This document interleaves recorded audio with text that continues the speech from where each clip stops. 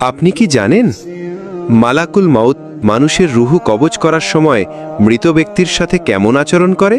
যখন কোনো মানুষের মৃত্যুর সময় উপস্থিত হয় তখন মালাকুল মাউত 4 জন ফেরেশতা সঙ্গে নিয়ে তার কাছে উপস্থিত হয়।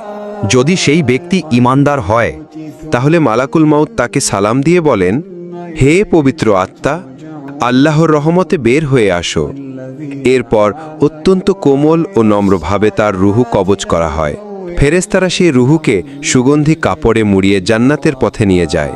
কিন্তু যদি সে পাপী বা কাফির হয় তখন মালাকুল মাউত বলে, হে অপবিত্র আত্মা, বের হয়ে আয়। এই কথা শুনে তার আত্মা মালাকুল মাউতকে দেখে ভয় পেয়ে শরীরের মধ্যে ছোটাছুটি করতে থাকে। তখন 4 জন ফেরেশতা তার আত্মাকে শক্তভাবে ধরে ফেলেন। মালাকুল মাউত অত্যন্ত কষ্টদায়কভাবে তার রুহু কবজ করেন। এই কষ্ট এমন হবে কোনো জীবন্ত মানুষের শরীর থেকে জোর করে চামড়া টেনে তোলা হচ্ছে। এরপর ফেরেশতারা সেই আত্মাকে অভিশপ্ত কাপড়ে মুড়িয়ে জাহান্নামের পথে নিয়ে যান।